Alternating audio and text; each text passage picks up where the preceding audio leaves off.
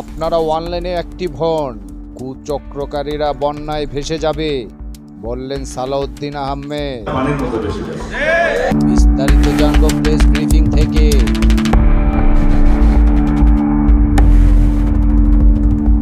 বাপের মুখে ছেলের কথা প্রশংসা করা ঠিক মানায় না।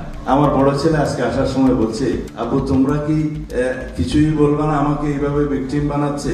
আমি বললাম তুমি বিখ্যাত হয়ে যাচ্ছ, তোমার বিরুদ্ধে ঘোষণা করে তোমাকে পরিচিত করে দিচ্ছে। বলে আমি সেই পরিচিতি চাই না।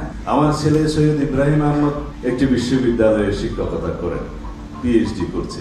সে ওয়ার্ল্ড র্যাঙ্কিং একটি স্টুডেন্ট ছিল, বিশ্ববিখ্যাত ইম্পেরিয়াল কলেজ লন্ডন থেকে গ্রাজুয়েশন করেছে। কিন্তু সে দেশে ফেরত এসেছে দেশের সেবার জন্য।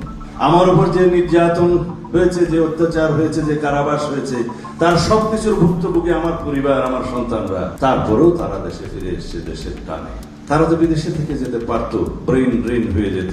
এই অবস্থায় তাকে বানানো হয়েছে একটি বিতর্কিত ব্যবসায়িক কোম্পানির অফিস নাকি পাহারা দিচ্ছে। আমি আমার নিন্দা জানানোর ভাষা নাই। আমরা রাজনীতি করি, আমাদের নিয়ে সমালোচনা সত্য মিথ্যা অনেকে করতে পারে না। যুদ্ধের ময়দানেও ফ্যামিলিকে বাদ রাখা হয়, স্ত্রী পুত্র সন্তানদেরকে টাচ করা হয় না যুদ্ধের ময়দানেও। কিন্তু আমরা কি একটা বিশ্রী যুদ্ধ হচ্ছে আমাদের বিরুদ্ধে, এটি আমাদের গণতান্ত্রিক সংগ্রামকে কলঙ্কিত করে। সমালোচকদের সমালোচনার জবাব আমি বেশি দেব না, এই জন্য যে একটা বিখ্যাত মানুষের কথা আছে, আমি যদি সমালোচকদের সমালোচনার জবাব দিতে থাকি, আমি কাজ করব কোন সময়? আর যদি আমি কাজ করতে থাকি, সমালোচকদের সমালোচনার জবাব দেব কোন সময়? সুতরাং আমার এত বেশি নষ্ট করার সময় নেই। আপনাদেরও বলবো, আপনারা বর্তমান যুগের সাথে তাল মিলিয়ে অনলাইনে আপনারা অ্যাক্টিভ হন।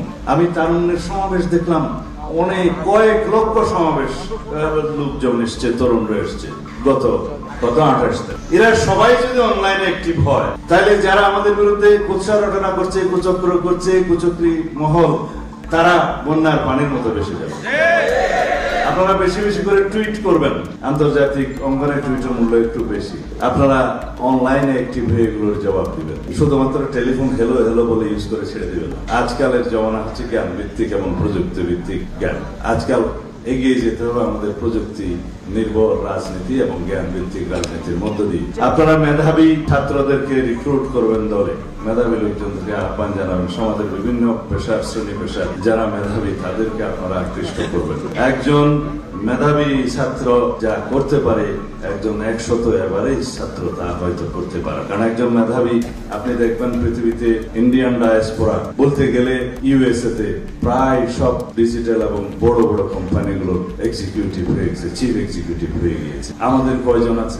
গুগল বলেন, ফেসবুক বলেন, আরো অন্যান্য যেগুলো আছে বড় বড় সংস্থা, মাইক্রোসফট গ্রহণ করেন সব। সুতরাং প্রযুক্তি নির্ভর শিক্ষায়, জ্ঞানে, বিজ্ঞানে তারা হয়তো এগিয়ে ছিল বলেই